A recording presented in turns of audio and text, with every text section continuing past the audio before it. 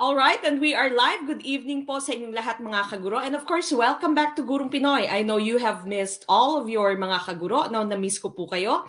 And of course, we would like to welcome back the members of our team Piaget. Hello po. Welcome back to all the members of our team Piaget. Let us all like this video. And of course, please do share this video if you're watching us on Facebook, or it might also be on YouTube. It's very easy to become a member. Just send us a message. Look for our Facebook page. Just search Gurong Pinoy. Hanapin nyo lamang po yung aming logo. Our Facebook page is just Gurong Pinoy, and send us a message. So you can become a member of Team Piaget. All right, and of course, once again, welcome back lahat, no? Sir Nino Vincent, hello po. We miss you. Sabi ni Sir Nino, I miss you too. I hope you are all staying safe and sound and of course warm in the Philippines. Dito sa amin medyo malamig na, napakalamig ngayong araw.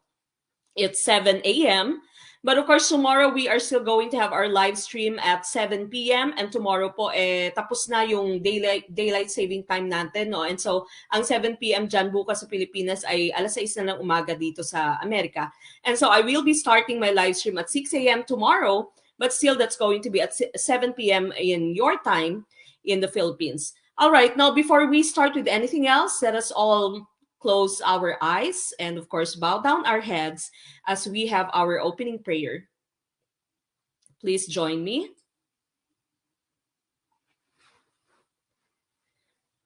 All together, let us all pray. We thank you for this new day, Lord. Help us to embrace all that it may hold for us, to hear the bird song and have new melodies in our hearts, to see the sunrise and create beauty with our hands, to touch the leaves that grow afresh, and allow your love to touch our hearts, to smell the fragrance of the flowers and breathe in the wonder of your creation, to dwell on the beauty of our world and study and fathom your miracles, to enjoy the conversations we have and the lessons we go to. May we drink in all the goodness you have for us. Amen.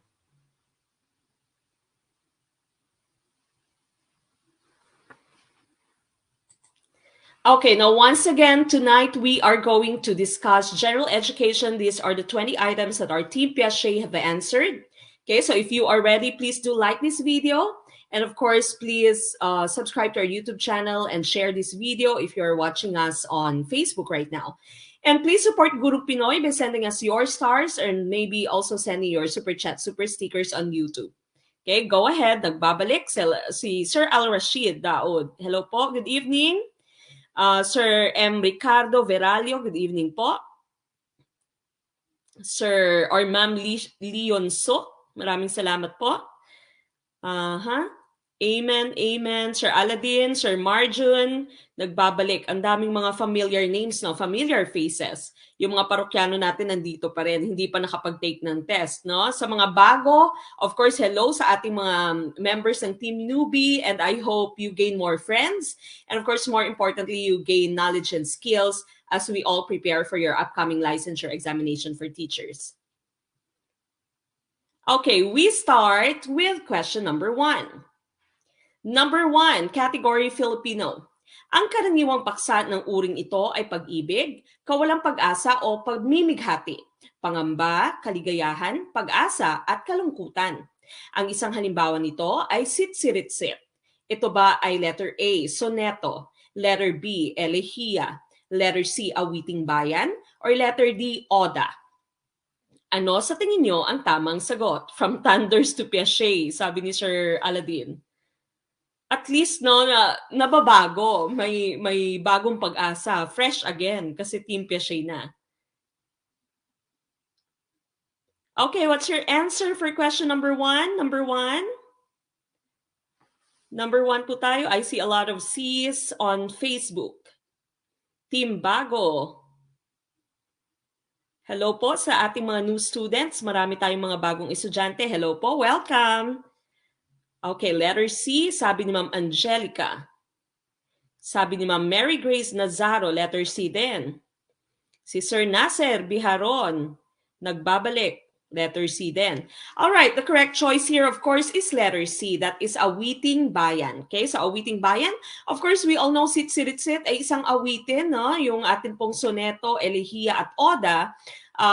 Yung soneto mo especially, this is in the category of tula. Okay, so soneto, ayan po yung ating kahulugan sa soneto, tulang liriko na pumapaksa sa isang kaisipan o damdamin na kapupulutan ng aral at meron siyang 14 na taludtod. Okay, so sonnets, of course, we all know Shakespeare sonnets, no? Usually the theme is love. Letter B, elehiya naman ay isang malungkot na tula o anumang katha na ipinatutungkol sa isang namatay. Okay, so your elegy, that's your elehiya. At yung oda ay isang uri ng tulang awitin na nakasulat bilang papuri o dedikasyon para sa isang tao. Okay, so Ode to My Family, if you are familiar with Cranberries, no? Cranberries ba yung Ode to My Family? Or mas familiar yata tayo sa Zombie. No? Yan yung pinaka-paborito nyong i-karaoke. Alright, but again, for number 1, letter C po ang tamang choice. Okay, so sa mga nakakuha ng letter C, tamang choice natin. Good job. Meron ka ng isang tama, 1 point. Sa mga hindi naman sumigaw ng awit pero mag-move on po. Okay, number 2, we go to number 2. This is math. What is the prime factorization of 4,050? Is it letter A? Okay, letter A, you take a look at your numbers for letter A. Then you have letter B, letter C, and letter D. Okay, take your time. Take a few minutes. And then we are going to give you the correct choice. Okay, which one do you think is the correct choice for number 2? We are looking for the prime factors of 4,050.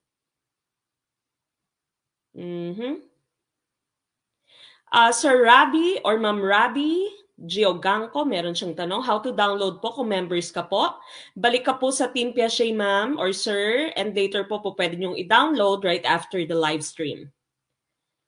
Okay, may C, may D tayo. This is of course math, but this is easy, no? So easy lang naman yung math na to. Hindi naman siya pahirapang math. Kayang-kaya nyo to. Sa lahat po ng mga nagsisend ng stars, hindi ko po nakikita no, yung inyong comment, but maraming salamat. And of course, if you are sending us your super chat, super stickers on YouTube, thank you so much po. Malaking tulong po yan para makontinue natin yung ating ginagawa. Okay, may C, karamihang sagot ay letter C.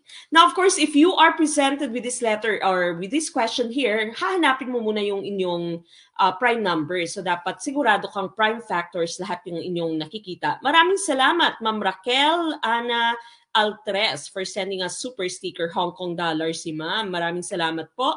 And stay safe sa Hong Kong.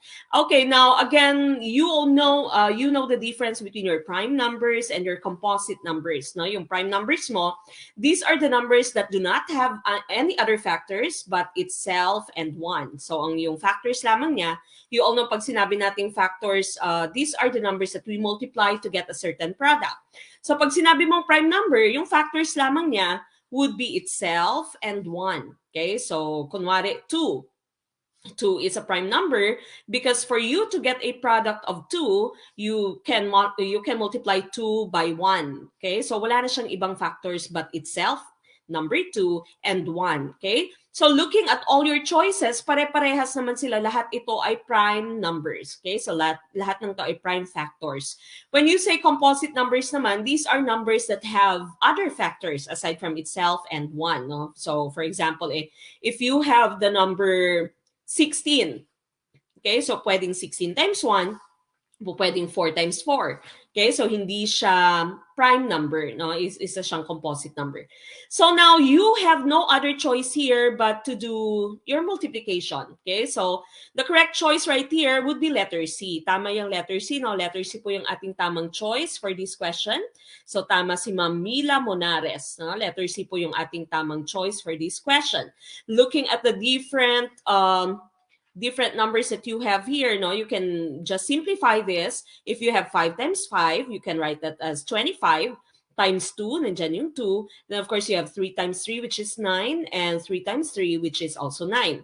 Now, 25 times 2, of course, that would give you 50. 9 times 9 is 81. Now, multiplying these two, you get your product of 4,050. And so we know that letter C is our correct choice. No? But in this case nga, wala tayong choice but to try to multiply all the factors that we have so that we can come up with the correct answer. Okay? So letter C po, ang ating sagot for number 2. Kaway-kaway sa mga nakakuha ng tamang sagot. Very good. Okay? So very good po. We go to number 3. What is homeostasis? This is in the category of science. The maintenance functions provided by the digestive system. Letter B, our body temperature. Letter C, the body's ability to maintain stable internal conditions. Or letter D, a state of disease. Okay, which one do you think is the correct choice for number 3? This is science. When you say homeostasis, what does it mean? Ano kaya yung tamang choice for homeostasis? Ligwak, sabi ni Sir Nasser. No? Ligwak sa number 2. Okay lang po yon. Move on lang kaagad, sir. Ang importante natututo.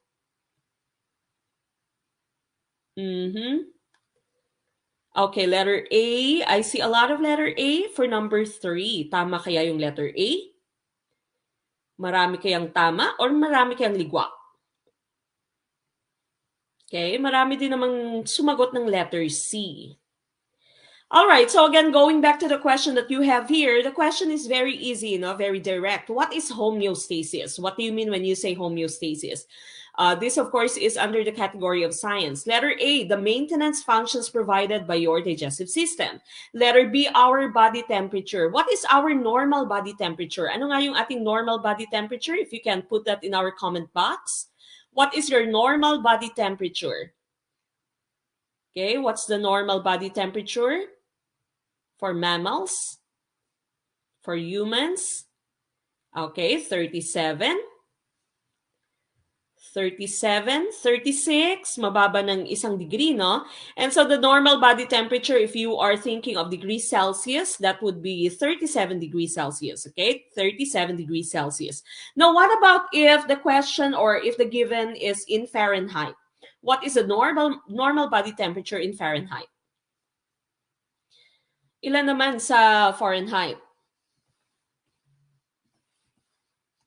Ano po yung sagot natin sa Fahrenheit? Body temperature in Fahrenheit, what is your answer? Okay, yon. Sabi ni Facebook user, 98.6. Tama. Okay, so 37 degrees Celsius and 98.6 degrees Fahrenheit. Ayan yung ating normal body temperature. Okay, so anything na more than that, may lagnat ka, no? Or less than that, may hypothermia ka naman. Now, letter C, the body's ability to maintain stable internal conditions. Okay, maintain stable internal conditions. Or letter D, a state of disease. The correct choice here, of course, is letter C. The body's ability to maintain stable internal conditions, that's homeostasis.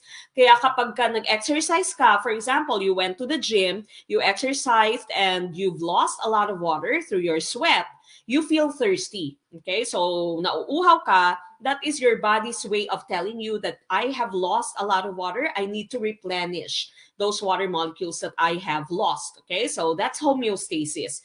Whatever is in excess, dapat ay binabawasan. Whatever is kulang, dapat ipinupunan. Parang pag-ibig lang yan, di ba? Wag sobra, wag sobra. Dapat pag sobra-sobra ang pagmamahal mo sa kanya, no? Pag-ibig mo sa kanya, wag kang magpakatanga. Tapyasan mo, no? Dapat sakto lang. Kapag kakulang naman, dapat dagdagan mo ng konti. Okay, so that's homeostasis. Whatever is in excess should be lessened, no? So babawasan. Whatever is sobra, babawasan. Whatever is kulang ay dadagdagan. That is homeostasis. The body's ability to maintain stable internal conditions. So number 3, letter C po ang ating tamang choice. Okay, so letter C. We move on. Hugot. Okay, we move on with number 4. When do you have a run-on sentence? Letter A, when two independent clauses are joined incorrectly. Letter B, when periods are added after phrases and subordinate clauses. Letter C, when there is incorrect capitalization in two related sentences. Or letter D, none of the answers are correct. Medyo suplada itong letter D. Wala sa inyo. Wala akong choice. Okay? Ayan, na-miss nyo yung mga pahugot.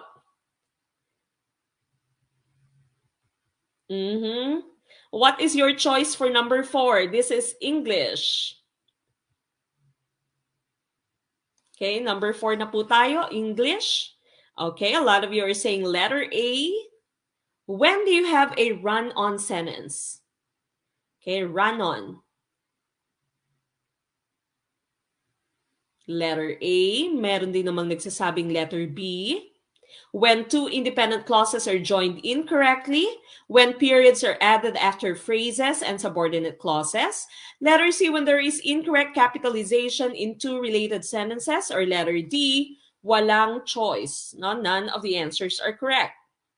The correct choice here is letter A. Tama yung letter A. You have a run-on sentence when two independent clauses are joined incorrectly. So letter A po ang ating choice for number 4. Let's take a look at our examples. Okay? So when you say run-on, this can occur when what could be two complete sentences, that is two independent clauses, are connected in one sentence without being punctuated. Okay? So you have two independent clauses. That means pwede silang maka-stand alone, no? Kahit i-separate mo sila as two complete sentences, pwede.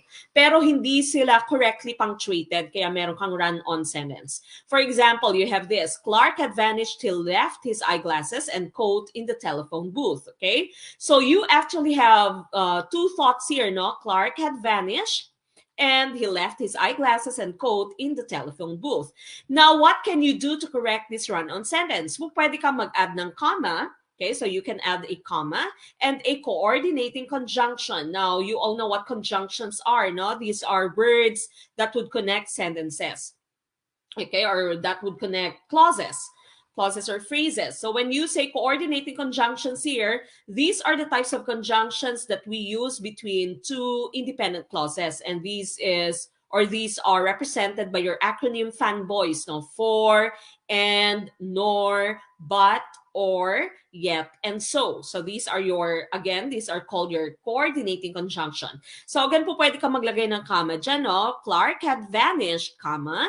Then you have a coordinating conjunction, but he left his eyeglasses and coat in the telephone booth.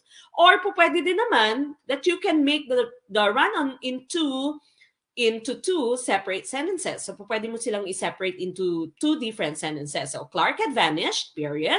He left his eyeglasses and coat in the telephone booth. Or another method for you to correct your run-on is you can add a semicolon. And meron kang conjunction din dito, no? So, for example, you have Clark had vanished. That's one complete thought, semicolon.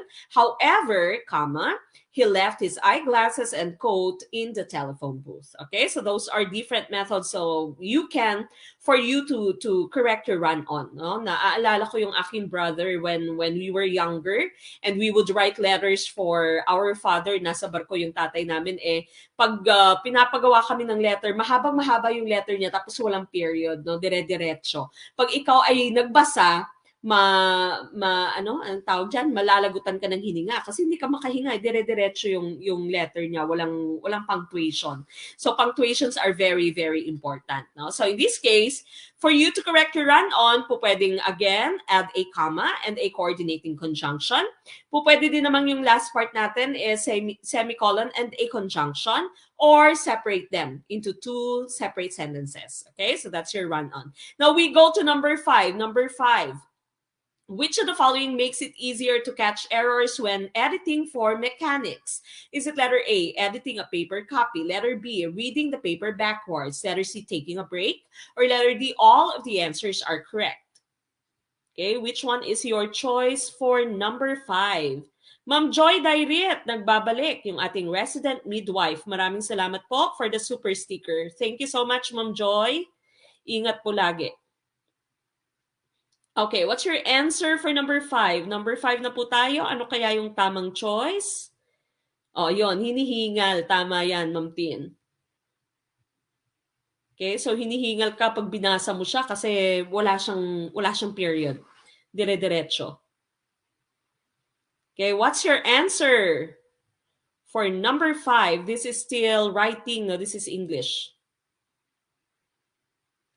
Again, if you are a member of Team Piaget, balik po kayo sa inyong team, no? Matatapos na po yung ating video sa ating Facebook page at sa ating YouTube channel because snippet lamang po ng ating video yung kanila. And so, if you are watching us on our Facebook page now or maybe on our YouTube channel, magpa-member po kayo so that you can enjoy our quizzes. You can answer the quizzes in the morning. It closes at 7 p.m. And of course, you can join our full online review, now full discussion. Our discussion will start at 7 p.m. That's Saturday and Sunday PH time.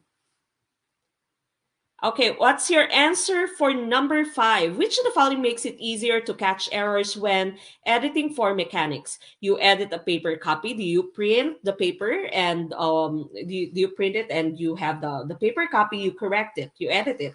You read the paper backwards, you take a break. Or is it letter D? All of the answers are correct. The correct choice here is letter D. All of the answers are correct. No? So tama lahat ng ating choices dito. Because when you are talking about mechanics, this means consolidated rules for punctuation, capitalization, spelling, and grammar. So dapat tama lahat, no? You follow your punctuation rules, kailan mo gagamitin yung period mo, yung comma mo, yung semicolon, your colon. Capitalization rules, dapat tama, yung spelling, and your grammar. So usually, if you are an English teacher, no, writing teacher, medyo madugo yung pag-check mo. So what you do is you print out whatever it is that they've submitted. If it's a soft copy, you print the hard copy, you edit it. Sometimes you may read the paper backwards. So sometimes even if we are not an English teacher, pag may essay part, no, yung ating test, sometimes we'd start with the essay. Now remember, when you are giving an essay type of test, dapat meron kang rubric, no? Meron kang scoring guide, and usually you'd cover the name of your student para wala kang bias. Okay, so read the paper backwards, and of course, if there is a need for you to take a break, you take a break. Kaya medyo hirap yung ibang maipasa yung bar because you know the bar exam would have the essay, no? So sabi nila dapat pag kumuha ka ng bar exam, maganda daw yung penmanship mo para ganahang magbasa yung mga nagche-check ng essay part ng inyong question, no? So dapat maganda yung penmanship, dapat ganado pa yung nagtitest, nagche-check, no? So kung pagod na, you have to take a break, no? Parang relasyon lang din. Pag pagod na yung relasyon nyo, take a break, no? Mag-cool off muna, take a break. Huwag mong pilitin pag ayaw na talaga, no? Mag-break din, break din pag may time, okay lang yan. Baka magkabalikan pa naman. Alright, so again, Team Piaget, go back to your team if you are watching us on our Facebook page or might be on our YouTube channel. Because again, we are going to stop our video for YouTube and Facebook at this time. Alright, we move on with number 6. What does it mean to edit for mechanics? Is it letter A, edit for spelling, punctuation, and capitalization errors? Letter B, editing for correct word choices. Letter C, edit for clarity and reasoning. Or letter D, none of the answers are correct. What about number 6? What is your choice? Choice for number 6?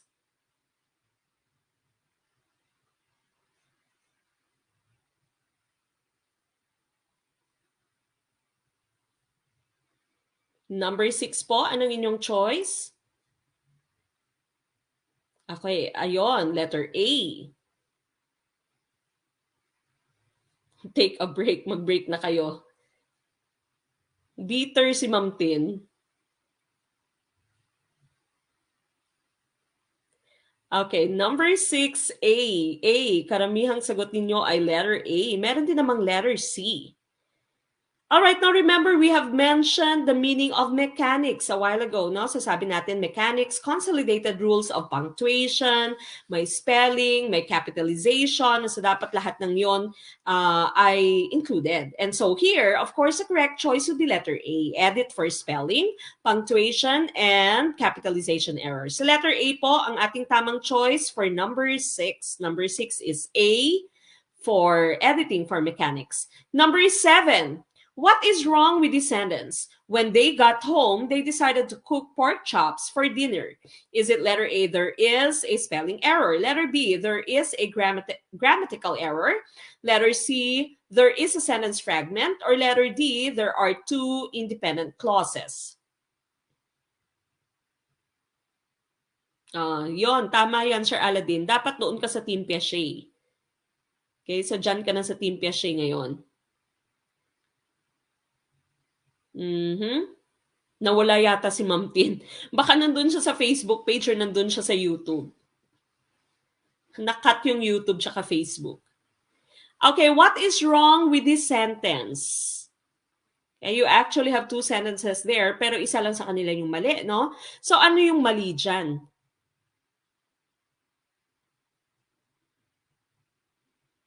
Okay, ano yung mali sa ating sentence? Is it letter A, there is a spelling error? May spelling error ba? Letter B, there is a grammatical error? Letter C, there is a sentence fragment. Or letter D, there are two independent clauses. Okay, correct choice here, of course, would be there is a sentence fragment. Okay, so when you say sentence fragment here, hindi siya kompleto, no? It does not have a complete thought, pero ginawa siyang sentence. Okay, so here, when you say sentence fragment, again, it's just another term for incomplete sentence. Incomplete sentence siya. Ito yung ating sentence fragment here. When they got home, okay, so when they got home, kulang siya. Ano ngayon kung they got home, no? So hindi siya kompletong sentence and so you'd call that your sentence fragment. Wala ka namang two independent clauses. If you have two independent clauses, that means tama yung dalawang sentences mo and you can consider them two independent clauses. Wala tayong spelling error, wala din naman tayong grammatical error. Okay, so letter C ang ating choice for number 7, sentence fragment. Number 8, when should titles such as president, professor, and senator be capitalized? Is it letter A, they should never be capitalized? Letter B, when they refer to a specific person? Letter C, when they appear as part of a clause? Or letter D, all of the answers are correct. Number 8, what is the correct choice for number 8? Ma'am Chiki, miss lang. Nagbabalik si Ma'am Chiki. Na-miss ka namin, Ma'am Chiki. Last time yata hindi nag-join si Ma'am Chiki, no? Pero if I can remember correctly, si Ma'am Chiki, isa sa mga unang-unang students natin. Mga nung kakaumpisa pa lamang ng ating YouTube, no? And siguro hindi nga siya nag-take ng LEP nung September and so hindi siya masyadong tumutok sa review last time. Okay, so ngayon nakikita ko si Ma'am Chiki. All right, letter B. I see a lot of letter B's for number 8. And that is the correct choice. Okay, so letter B ang tama sa ating number 8. Now, you would capitalize the terms president, professor, and senator if they are referring to a specific person. Pag walang pangalan, no, pero yung president, alam mo kung sinong sinasabi mong president, referring to a specific person, and so you have to capitalize it. Ganun din sa mga terms like mommy, mother, no, mother, father.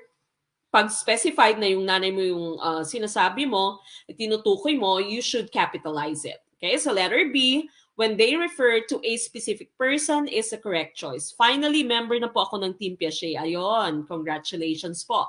Number 9, which statement is true of an organ system? This is science. It is dedicated to a larger task with each individual organ contributing a function to achieve that task. Letter B, it is part of the internal structure of the cell. Letter C, it is dedicated to a larger task and every organ does the same job to achieve the task. Or letter D, it does not include the brain or heart. Okay, what is the correct choice for number 9?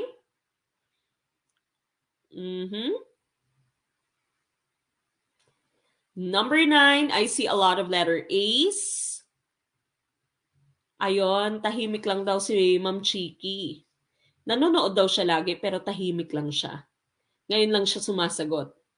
September 2022 pa si Ma'am. Mahaba pa, Ma'am, yung ating preparation.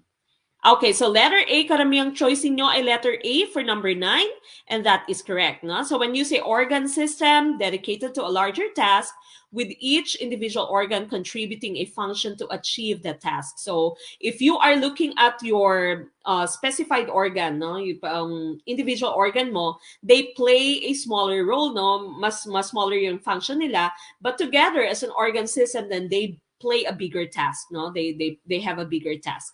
Now, we have so many different organ systems. Meron tayong 11 organ systems in the human body. No, may digestive system ka, meron kang nervous system, digestive, no, circulatory, yung inyong musculoskeletal system, reproductive system, no? So, marami tayong different organ systems in the body that would keep us all alive, and of course, keep our body functioning as organisms. Okay, so number 9, letter A po ang ating choice. Number 10, what is a tissue? This is still in science. Letter A, a piece of a cell. Letter B, a collection of organs that carry out a function. Letter C, a collection of cells and their products that together can carry out a function. Or letter D, a state associated with disease. Mhm. Ayon, si Ma'am Hasmin ba yan? Ma'am Jasmine? New lang ako and January 2022 batch po ako mag-e-exam. Ayon, malapit na yung exam ni Ma'am. Mhm. Ayon, number 10. What's your answer? Letter C. I see a lot of letter C's. Yung iba Facebook user lang yung pangalan nyo, hindi kayo nag-register dun sa StreamYard. Blurred daw yung video. Hanapin nyo po yung video quality. Diyan po sa tatlong dots. And you change the video quality sa mas mataas po na video quality. Okay, number 10, letter C ang inyong choice and that is correct. Okay, collection of cells and their products that together can carry out a function that is your tissue. Okay, di niya mabasa. I-ano nyo po, i-change nyo po yung inyong video quality. Okay, now if you are looking at the different levels of organization, know how the different organisms, the biomes, no, or the biomass on Earth is organized, you have the different levels of organization here. So first you have your organelles. Your organelles, these are the tiny structures inside the cell. Now, so examples of your organelles would be the nucleus, mitochondria, the chloroplast in plants, your Golgi apparatus, your endoplasmic reticulum, those are all organelles. Now, your organelles would make up the cell. The cell is a basic unit of structure and function in all living things, in all organisms. Okay, so that's your cell. A group of cell, of course, would be called your tissue. A group of tissue having the same structure and function, you'd call that your organ. A group of organ playing the same task, nor doing the same task, that would be your organ system. Okay, so we've already talked about your organ system a while ago. Then, of course, your organ system would support your organism. You have population and community. Remember the difference between population and community. When you say population, these are organisms belonging to the same species. Okay, so belonging to the same species, population. If you are talking about a group of students, population yan, no? But if you say community, this is a group of organisms belonging to different species. Okay, so different species. So may dogs ka, may giraffes ka, may rabbits ka. So if you go to the zoo, what you see, all those different types of animals, you'd see a community, not a population. Now, you have the next term, which is ecosystem. Ecosystem mo naman, this is a combination of living and non-living. Okay, so you have your biotic factors, your living factors, and you have your non-living factors or your abiotic factors. And of course, all these would comprise your biosphere, which is all the ecosystems on Earth. Okay, so these are the different levels of organization. All right, now before we move on, mag-restroom break muna, no? Restroom break muna ako. And of course, I'd like you to please put your score so far. Out of 10, ilan na po yung inyong score? I'll be back.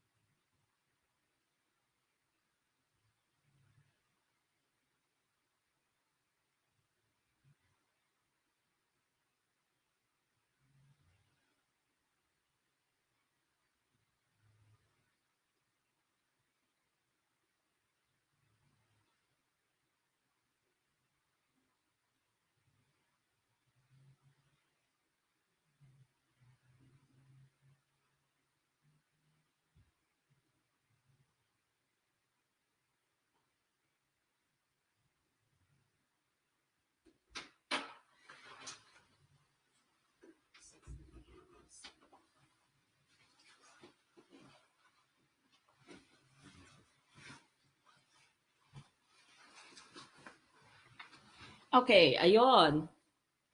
All right, so 5 out of 10. What about the rest of you? Ilan na po yung inyong score? 7 out of 10. Okay.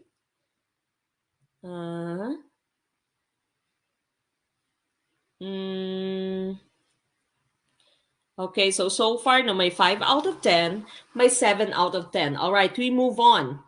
Which of the following is not true of a system? Saan dito yung hindi tama, no? When we think of the term system, and of course, we are thinking of your organ system here. This is the organ system. Is it letter A, the collection of parts carry out a simpler function than each individual part? Letter B, a system is a collection of components. Letter C, complex functions can emerge when components interact. Or letter D, components function together. Okay, again, we are looking for something that's not true. Okay, something that's not true. Okay, sabi ni Ma'am Rabi Joy, letter A.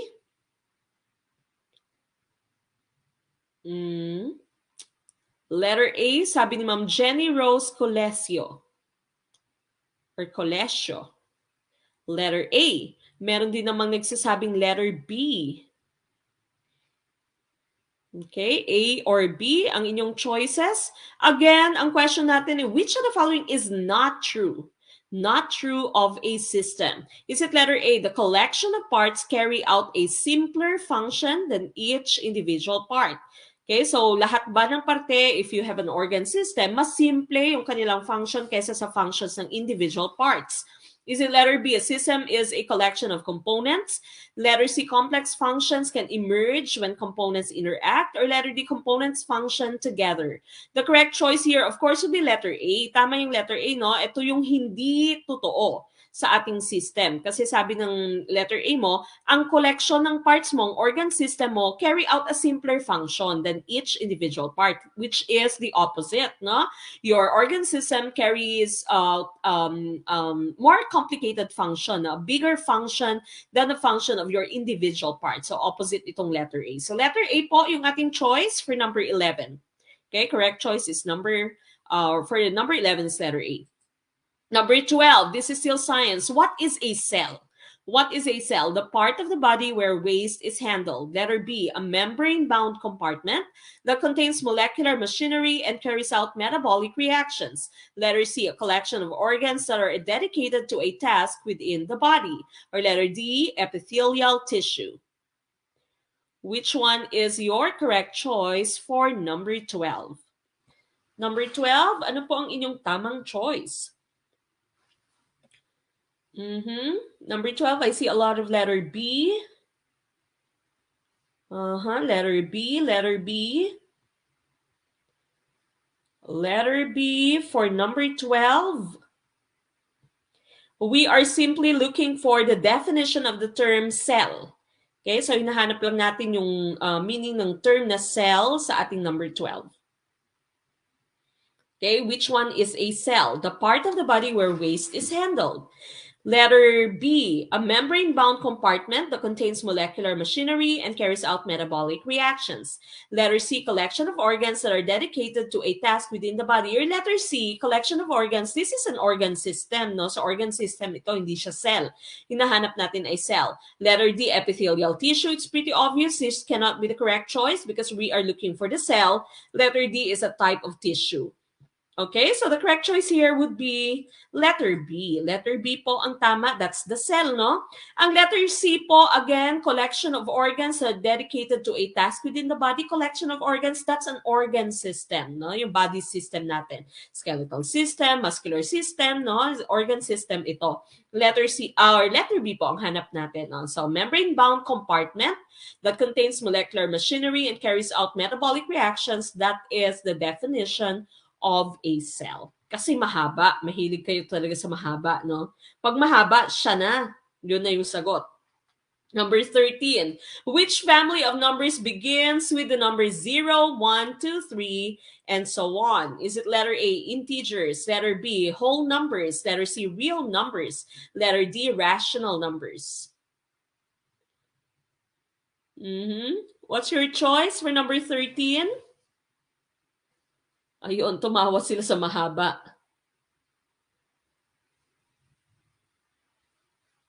Okay, what's your choice for number 13? Whole numbers. I see whole numbers. Letter B, whole numbers. This, of course, is under math, but you really don't have to solve this. No, you do not have to solve it. It's very easy. Hindi siya computational math, no? So definition lang siya of the different types of numbers that you have. Okay, so is it letter A, integers, letter B, whole numbers, letter C, real numbers, or letter D, rational numbers? The correct choice, of course, would be letter B, whole numbers. Okay, so your whole numbers would start with 0, then 1, 2, 3, and so on. Okay, so whole numbers, letter B po ang ating tamang choice for number 13. So whole numbers here are all counting numbers as well as 0. Okay, so all counting numbers as well as 0, that's your definition of whole numbers. Integers are all whole numbers. Always remember, whole numbers include 0, but both the negative and positive versions of each whole number. So that means ang integers mo would include the negative, no? Negative numbers. So hindi lamang 0, 1, 2, 3, 4, and so on. But it would also include your -1, -2, and so on. Okay, so integers yan. Real numbers are numbers that can be identified on a number line, can be used to measure distance. Real numbers can include 10,000, no, whole numbers. Po pwedeng 3/4, po pwedeng fraction. 0, it's included in your real numbers. Negative numbers are included. 980, 125 square roots are included in your or your real numbers, I mean, and 0.3. Even decimals are included in your real numbers. Okay, so virtually kahit ano no nasa real numbers mo. Rational numbers are all numbers that can be written as a ratio, hence the term rational, no, ratio, or fraction of two integers, except the denominator cannot be 0. So hindi mo po pwedeng i-consider na rational number if ang denominator niya ay 0. Pag 1/0, hindi po pwede, no? It is irrational. Rational numbers can also be written as decimals. Okay, so again, for number 13, whole numbers ang ating tamang choice, letter B. Okay, number 14, the number 1 falls into all of the following families except which group? We are looking for the exception. So yung hinahanap natin ay yung mali. Okay? Parang ikaw, naghahanap lagi ng mali. Kahit walang mali, inahanapan mo lagi siya ng mali. Okay, is it letter A, whole, letter B, natural, letter C, real, letter D, irrational? Okay, what's your correct choice for number 14? The number 1 falls into all of the following families except which group? Okay, a lot of you are answering letter D. Letter D, karamihang choice ay letter D. Okay, is it letter A, whole number? Our whole number was just discussed a while ago. So 0, 1, 2, 3, 4, etc. Natural numbers. The only difference between your natural number and your whole number is that natural numbers do not include 0. Okay? So walang inclusion ng 0 sa natural numbers mo. Real numbers, we've talked about this a while ago. And of course, irrational numbers, the opposite of your rational numbers. Okay? So number 1 falls into all of the following except letter D, of course, irrational number is the correct choice. Dapat masagot ng mga babae yan kasi mahilig kayo maghanap ng mali sa mga lalaki. Aba, humuhugot si sir, no? May pinagdadaanan si sir. May bitter experience si sir. Okay, letter D, irrational number is our correct choice. Okay, so irrational numbers are those numbers that cannot fit into the category of rational numbers. This means that your irrational numbers are non-terminating decimals, no? Non-repeating decimals, square roots that do not simplify. Pag walang simplification, no, hindi mo masimplify yung square root mo, that's an irrational number. And infinite numbers like pi. Okay, so irrational siya. Ayun, si Sir Mike. May hugot, no? Ano yun, sir? Anong ginawa niya, sir? Okay, number 15.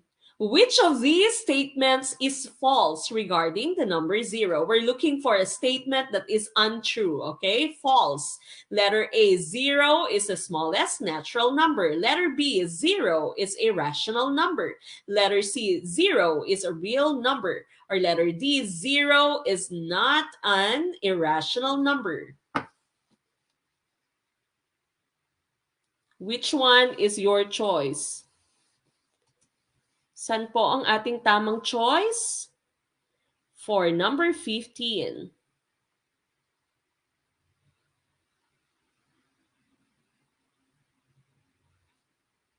Number 15, what's your choice? Okay, letter A. Letter A, karamihang sagot ninyo ay letter A.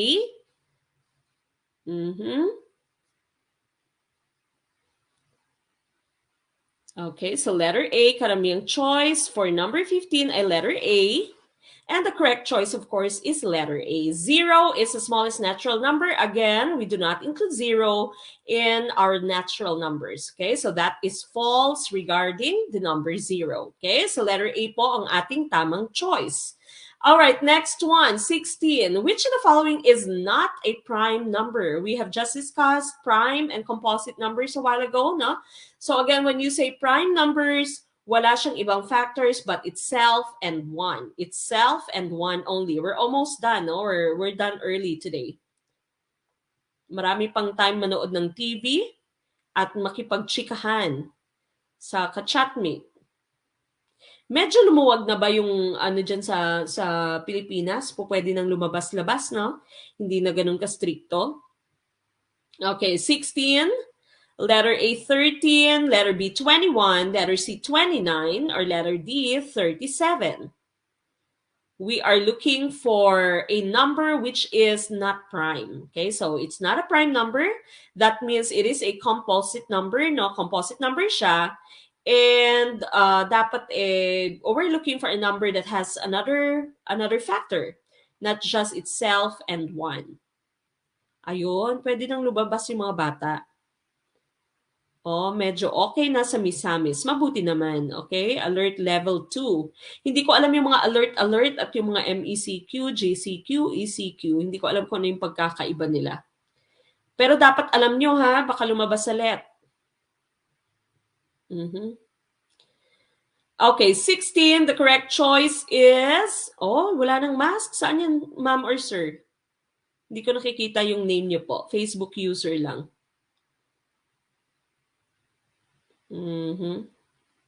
Okay, number 16, the correct choice, of course, is letter B. Now, 21 is not a prime number. It has 7 and 3 as its factors. And, of course, 21 times 1. No? So, hindi siya prime number. It is a composite number. Now, remember, according to the sheaf of Eratosthenes, you have these highlighted numbers as a prime number. So, 2, 3, 5, 7, 11, and so on. Lahat po yan ay prime numbers. No? So, prime numbers po sila. One very common question in the LET is how many prime numbers are there from 1 to 100? Okay, so from 1 to 100, your answer would be, ilang prime numbers nga from 1 to 100? That is a very common question in the LET. So dapat alam niyo po yung sagot. How many prime numbers are there from 1 to 100? Okay, yon 25. 25. Tama. No, kung hindi mo pa alam, i-take note mo yan. Okay, because it is a very common question in the LET. Lumalabas siya lagi. How many prime numbers are there between 1 to 100? Your answer would be 25. There's 25 or there are 25 numbers that are prime from 1 to 100. Okay, next one. Number 17. We're almost done. Alin sa mga sumusunod ang hindi halimbawa ng salawikain? Is it letter A, hamak man ang basahan, may panahong kailangan? Letter B, aanhin mo ang bahay na bato kung ang nakatira naman ay kwago. Letter C, hayan na, hindi mo pa makita. Letter D, nasa Diyos ang awa, nasa tao ang gawa. Okay, which one is your choice? We are looking for the choice which is not a salawikain. Okay, a lot of you are saying letter C. Of course, when you say salawikain, ito yung mga kasabihan, no? May kasabihan po tayo na yung ganyan, yung sa Little Miss Philippines, no? Palaging sinasabi yung mga salawikain or di kaya ay sa ano yung Miss Gay, yung parang Miss Gay sa Showtime, no? So meron din silang salawikain. Okay, letter C of course is a correct choice. Ito ay isang bugtong. So hayan na, hindi mo pa makita, also known as ghosting. Okay, ghosting po yung letter C. Okay, so bugtong ang ating letter C, hindi siya salawikain. No? Yung A, B, and D mo, lahat yan ay salawikain. Okay, so letter C for number 17. Ayon, sabi ni Facebook user, hindi ko po nakikita yung inyong pangalan. Ang saya pala pag member ka sa Gurong Pinoy, ang dami mong learning. Yes, of course. No? Masaya, no? At mga lukarit din yung mga kasama mo dyan. Kaya hindi boring matuto dito. Okay. Now, number 18. Alin sa mga sumusunod ang hindi kasama sa mga epikong Bisaya? No, parang ikaw yung letter C, Ma'am Tin. Bakit? Ginost ka ba? Number 18. Alin sa mga sumusunod ang hindi kasama sa mga epikong Bisaya? Letter A, Maragtas. Letter B, Kumintang. Letter C, Haraya. Or letter D, Lagda.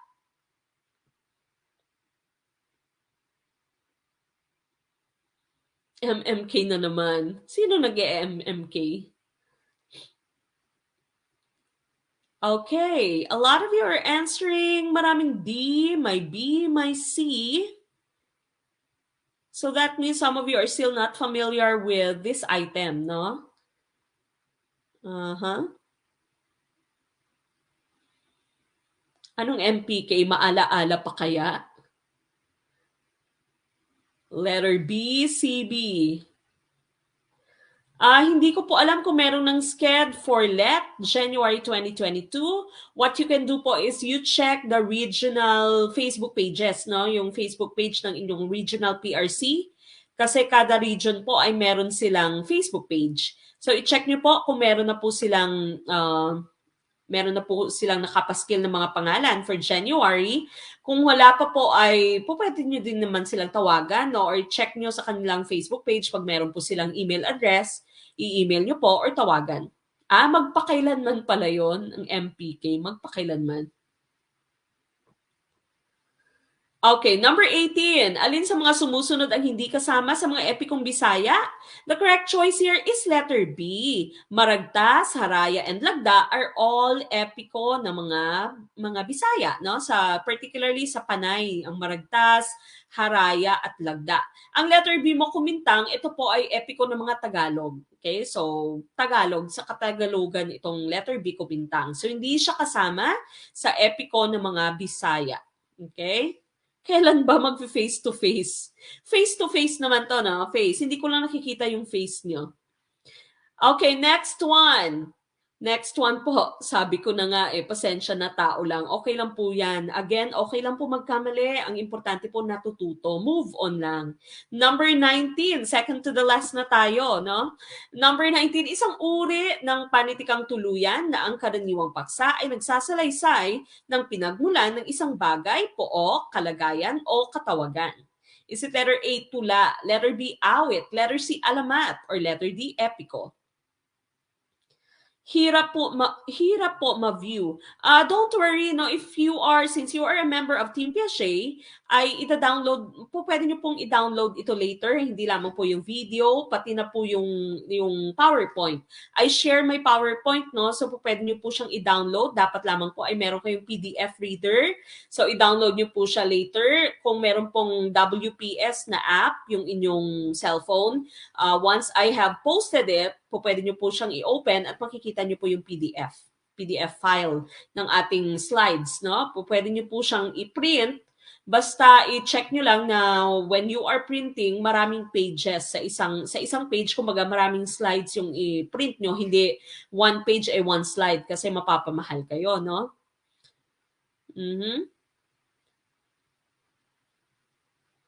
Okay, 19. Isang uri ng panitikang tuluyan na ang karaniwang paksa ay nagsasalaysay ng pinagmulan ng isang bagay. Yan yung pinaka-hint natin dito.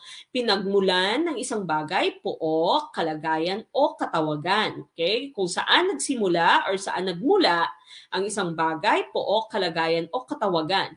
Tula, awit, alamat, letter D, epiko. The correct choice, of course, is letter C, alamat. Okay, alamat ng Pinya, alamat ng Maria Makiling. Okay, so kung saan nanggaling, kung ano yung pinagmulan ng isang bagay po o kalagayan o katawagan, tinatawag natin siyang letter C, alamat. Okay, so alamat, no? Isa kang alamat. Pag sinabi mong isa kang alamat, no, bantog, no? Siya yung sa kanya nagsimula yung isang bagay. Okay, so hindi siya tula, hindi siya awit. Yung epiko naman, ito yung mga may matalinhagang mga pangyayari no sa isang, kunwari yung epiko, si Biyag ni Lamang isang uri ng epiko. So medyo magical siya, mythical na yung epiko. Yung alamat mo kapani-paniwala, may side din naman siyang mythical. Okay, pero yung pinaka hint mo dito ay kung saan nagmula ang isang bagay po o kalagayan o katawagan. Okay, so letter C, alamat. Okay, yung alamat ng pinya, no? We are all very familiar with alamat ng pinya. Marahil ay isa siya sa mga pinakabantog na alamat na meron tayo. So letter C, alamat, ang tama. Okay, hindi po tula. Alright, next one. Ayun, si Sir Ray. Si Sir Ray Olivar pala andito. Tahimik lang si Sir Ray. Ayun, meron siyang shinare na listahan ng mga magti-take sa January 2022. Hindi ko alam kung saan yan, sir. NCR po ba yan? Okay, so i-check niyo po. Alright, number 20. Angkop ang uring ito ng dula sa mga tunggaliang nagwawakas sa pagkasawi ng pangunahing tauhan. Letter A, komedya. Letter B, trahedya. Letter C, parsa. Or letter D, sainete. Ma'am Priscilla Llamas, nagbabalik din. Hello po. Oy, January 2022 na si ma'am. Balikan niyo po yung iba nating materials nung dati sa Gardner, no? Para mas marami po kayong baon once you take the lab.